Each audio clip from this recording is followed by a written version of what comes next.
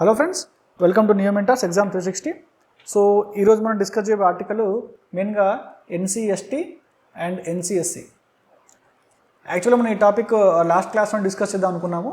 So కొన్ని పరిస్థితుల్లో మనం డిస్కస్ చేయలేకపోయాము. సో ఈరోజు మనం స్టార్టింగ్ వీటితోనే చేద్దామండి. సో ఎన్సీఎస్టీ అంటే national commission for scheduled tribes, schedule తెగలకు సంబంధించి. సో ఎన్సీఎస్సీ అంటే షెడ్యూల్ కులాలండి, ఎస్సీలకు సంబంధించి ఉంటాయి. అలాగే రీసెంట్గా మీరు చూడొచ్చు, మనకి లేటెస్ట్ అమెండ్మెంట్లో మనకి ఎన్సీబీసీ కూడా యాడ్ చేశారండి.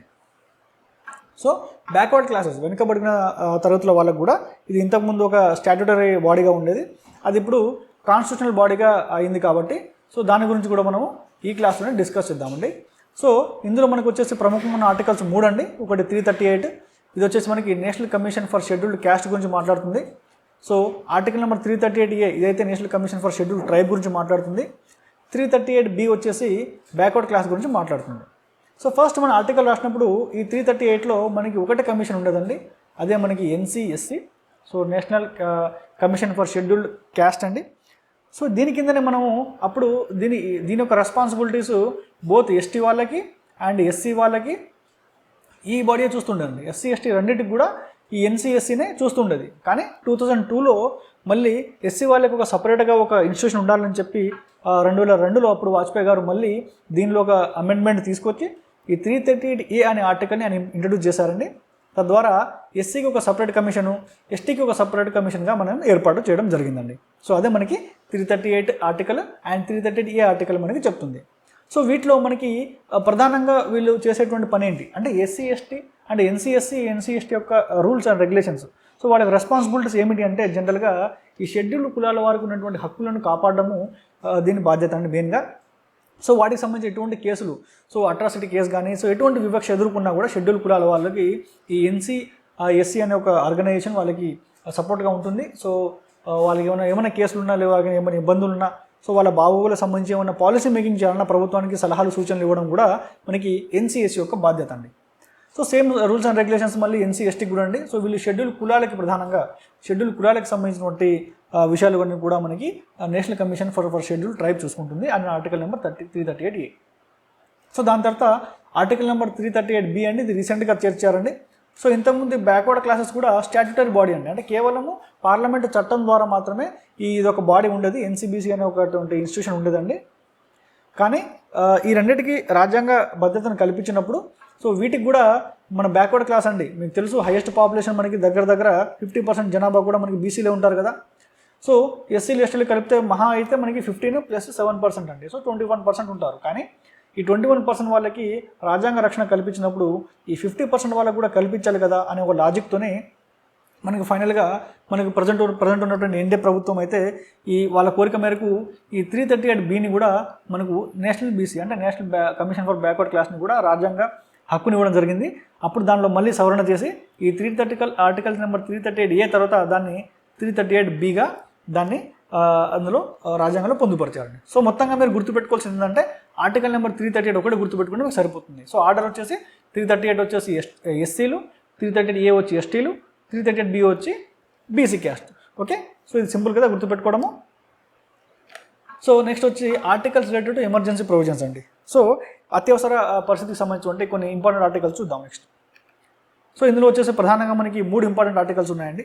సో అందులో వచ్చేసి మనకి ఆర్టికల్ నెంబర్ 352 అండి. So article number 352 it speaks about the national emergency.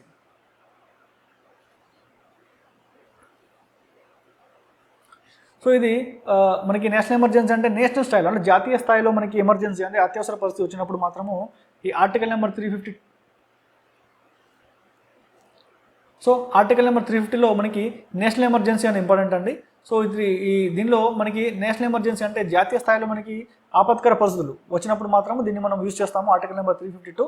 So దీనిలో మెయిన్గా మనకి ప్రొక్లమేషన్ ఆఫ్ ఎమర్జెన్సీ ఉందండి. సో ప్రొక్లమేషన్ ఆఫ్ ఎమర్జెన్సీ అంటే ఎమర్జెన్సీని విధించడము. సో దీనిలో మనకి ఆల్రెడీ తెలుసు, మనకి ఈ ఆర్టికల్ కిందనే మనకి యాక్చువల్గా 1975లో మనకి ఇందిరాగాంధీ మనకి ఎమర్జెన్సీ అయితే పెట్టడం జరిగింది.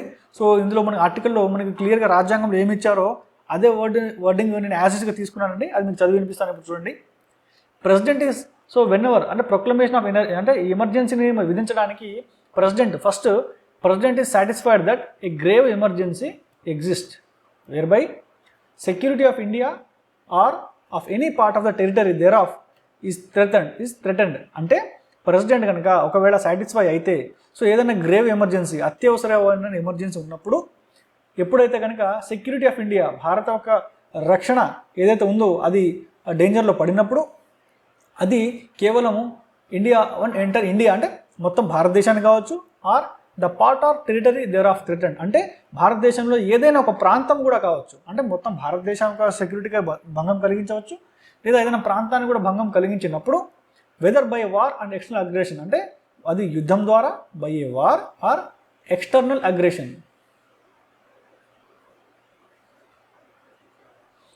ఎక్స్టర్నల్ అగ్రెషన్ అంటే కొంతమంది ప్రైవేట్ మిలిషియాస్ ఉంటారండి. సో వాళ్ళైతే ఏదైనా ఒక సమూహంగా ఏర్పడి వెపన్స్ని తీసుకొచ్చి ప్రజలపైన అటాక్ చేయడం లాంటి అత్యవసర స్థితి ఏర్పడినా కూడా ఆ టైంలో armed rebellion he may by proclamation make a declaration to that effect, okay, in respect of the whole of India or of such part of the territory. అంటే అటువంటి మన సెక్యూరిటీకి థ్రెటన్ అయినప్పుడు, అంటే మన సెక్యూరిటీ డేంజర్లో పడినప్పుడు, మన రక్షణ డేంజర్లో పడినప్పుడు అక్కడ రెండు కండిషన్స్ అండి. ఒకటి యుద్ధం కానీ, లేకపోతే ఎక్స్టర్నల్ అగ్రెషన్ అంటే ఆర్మ్డ్ రెబెలియన్. ఓకే, ఈ ఆర్మ్డ్ రెబెలియన్ అనేది మీరు మళ్ళీ గుర్తు తెచ్చుకోండి.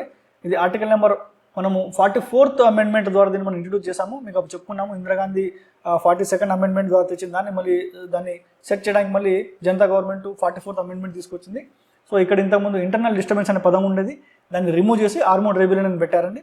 సో యుద్ధం ద్వారా కానీ, సో ఏదైనా ఒక సమూహం ఆయుధాలతో కనుక అటాక్ చేస్తే కనుక అప్పుడు కనుక ప్రెసిడెంట్ కనుక సాటిస్ఫై అయితే ఆ విషయంలో ప్రెసిడెంట్ ఎమర్జెన్సీని ప్రొక్లెయిమ్ చేయవచ్చు, అంటే ఎమర్జెన్సీని ప్రెసిడెంట్ విధించవచ్చు. సో క్యాబినెట్ దాన్ని చర్చించి సో ప్రెసిడెంట్ మనకి ఫైనల్ సంతకం పెడితే మాత్రము ఎమర్జెన్సీని విధించవచ్చు అనేది మనకి ఆర్టికల్ నెంబర్ 342 అయితే చెప్తుంది. సో నెక్స్ట్ వచ్చేసి మనకి ఆర్టికల్ నెంబర్ 356 అండి. ఇది మెయిన్లీ మనకి ఇంటర్నల్ ఎమర్జెన్సీ అంటే స్టేట్ ఎమర్జెన్సీ అంటాం దీన్ని మనము. సో దీన్నే మనము రాష్ట్రపతి పాలన, ఓకే, ప్రెసిడెంట్ రూల్, ఓకే, దాన్ని మనం ప్రెసిడెంట్ రూల్ అని కూడా అంటాము. సో ఈ ప్రెసిడెంట్ రూల్లో మనం ఆర్టికల్ నెంబర్ 356 అంటే రాష్ట్రంలో ఎప్పుడైనా కాన్స్టిట్యూషనల్ ఫెయిల్యూర్ అంటే ఇక్కడ ఏమి ఇచ్చారండి, provisions in the case of failure of the constitutional machinery in the state. అంటే ఎప్పుడైతే కనుక మన స్టేట్లో ఉన్నటువంటి మెషినరీ అంటే ప్రభుత్వం కనుక కాన్స్టిట్యూషన్ పరంగా ఫెయిల్ అయితే, అంటే రాజ్యాంగబద్ధంగా దాన్ని ఒక అడ్మినిస్ట్రేషన్ క్యారీ చేయలేనప్పుడు అటువంటి సిచ్యువేషన్ని మనము కాన్స్టిట్యూషనల్ క్రైసిస్ అంటామండి.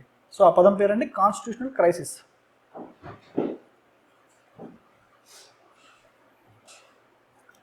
సో కాన్స్టిట్యూషనల్ క్రైసిస్ వచ్చినప్పుడు ఎప్పుడైతే దానిలో మనం రాష్ట్రానికి సంబంధించిన పరిపాలనా విధానము రాజ్యాంగబద్ధంగా అయితే కొనసాగనప్పుడు దాన్ని మనం కాన్స్టిట్యూషనల్ క్రైసిస్ అంటాము. అటువంటి సిచ్యువేషన్లో కేంద్ర ప్రభుత్వము ప్రెసిడెంట్ ద్వారా మనం ఈ రాష్ట్రపతి పాలన విధించవచ్చు అండి. సో ఇక్కడ ఏమంటారంటే if the president on the receipt of a report from the governor అంటే గవర్నరు ప్రెసిడెంట్కి రిపోర్ట్ చేస్తారండి. సో ఈ రాష్ట్రంలో మనకి రాజ్యాంగబద్ధంగా పాలన కొనసాగట్లేదు అని ఒకసారి రిపోర్ట్ చేసినప్పుడు దాన్ని ప్రెసిడెంట్ ఇది కరెక్ట్గానే ఉందని సాటిస్ఫై అయినప్పుడు the government of state cannot be carried according to constitution then he may proclaim state emergency. అంటే అతను భావించినప్పుడు గవర్నర్ యొక్క రిపోర్ట్ని బేస్ చేసుకుని ప్రెసిడెంట్ మనకి రాష్ట్రపతి పాలనని విధించవచ్చు అండి. సో ఇందులో కండిషన్స్ అనేది ఒక్కసారి కనుక రాష్ట్రపతి పాలన విధించినట్టయితే స్టేట్లో ఉన్నటువంటి గవర్నమెంట్ అనేది పూర్తిగా సస్పెండ్ అయిపోతుంది. సో దాని యొక్క రూల్స్ అండ్ రెస్పాన్సిబిలిటీస్ అడ్మినిస్ట్రేషన్ అంతా కూడాను మనకి కేంద్రం చేతిలో వెళ్ళిపోతుందండి.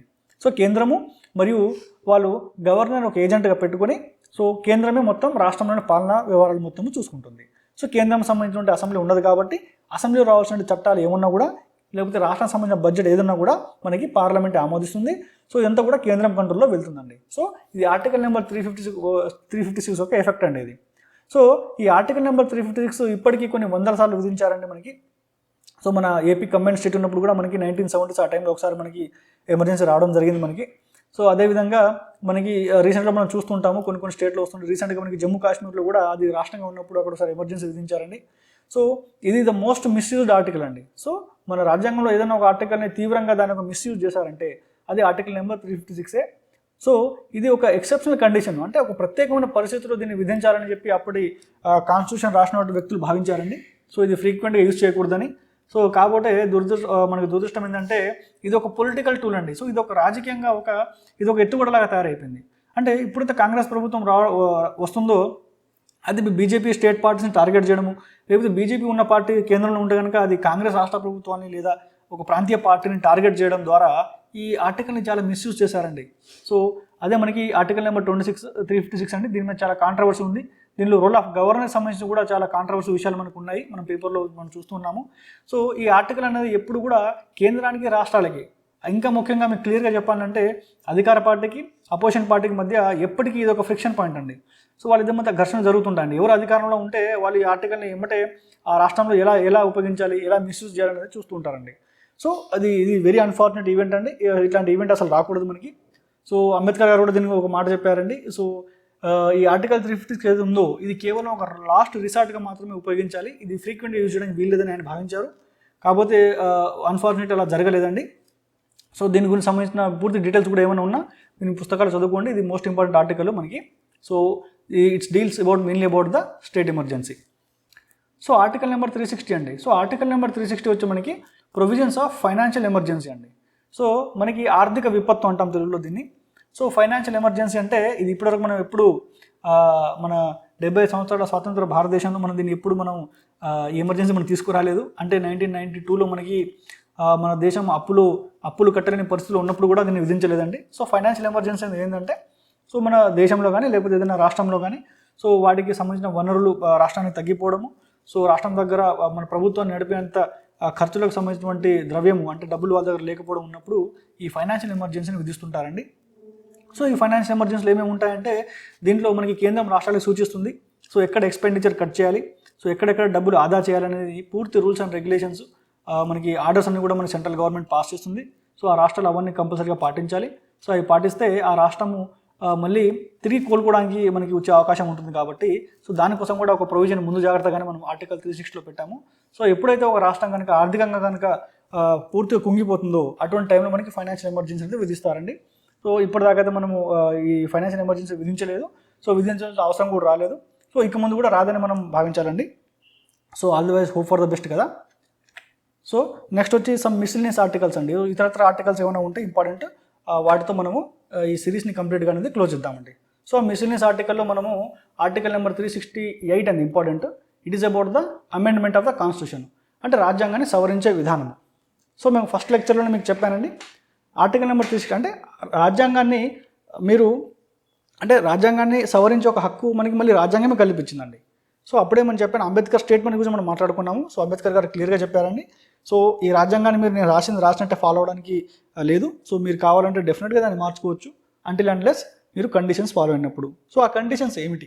ఆర్టికల్ 368లో మనకి రాజ్యాంగం ఏ విధంగా కాన్స్టిట్యూషన్ని సవరించవచ్చు, ఇచ్చిన కండిషన్లు ఏంటనేది మనకి ఆర్టికల్ 368లో మనకి పొందుపరిచారండి.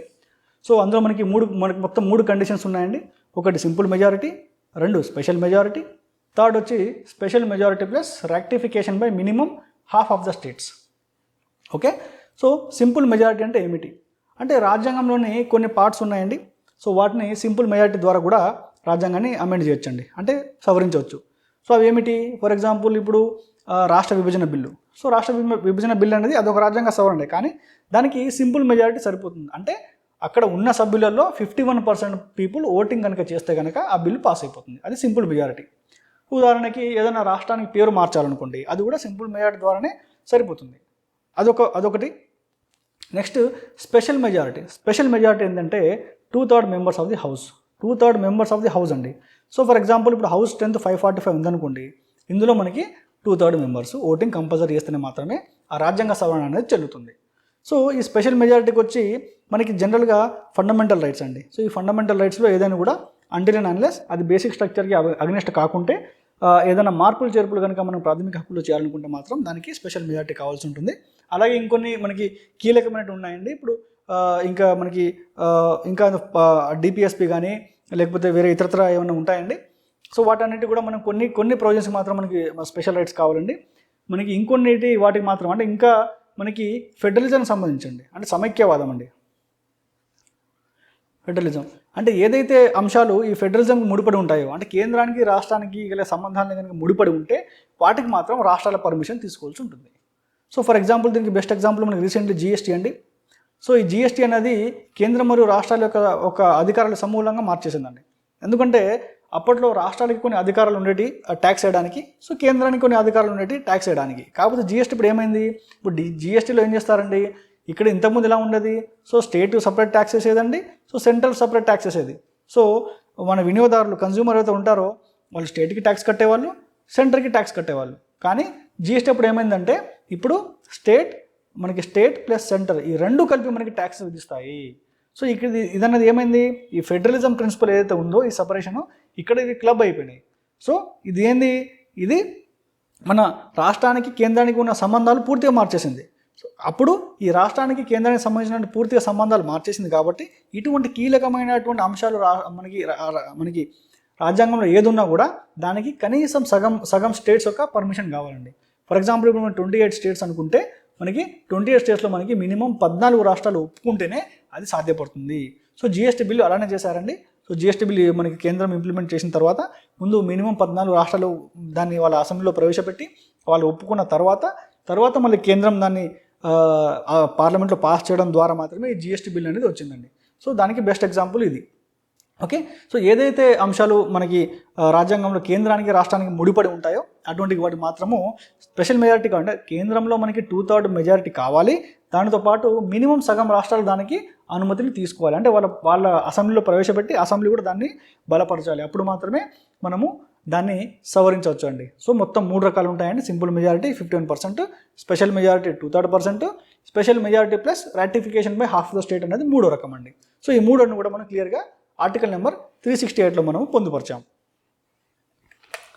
సో లాస్ట్ ఆర్టికల్స్ అండి మనకి మొత్తం ఈ సిరీస్లోనే మనం లాస్ట్ ఆర్టికల్ చెప్పొచ్చు వీటిని. సో ఇవి ప్రత్యేకంగా మనము మన యూపీఎస్సీ లెవెల్ అయితే మనం చదవము, స్టేట్ ప్రత్యేకంగా మనది గ్రూప్ 1 సర్వీసెస్ గ్రూప్ 2 గురించి మాట్లాడుతున్నాం కాబట్టి ఈ 2 ఆర్టికల్స్ ప్రధానంగా మన రాష్ట్రాలకు సంబంధించిన ఆర్టికల్స్ కాబట్టి నేను ఇవి డిస్కస్ చేస్తే బాగుంటుందని చెప్పి నేను డిస్కస్ చేశానండి ఇందులో. సో అవి వచ్చేసి ఆర్టికల్ నెంబర్ 371D, ఇంకోటి ఆర్టికల్ నెంబర్ 371E.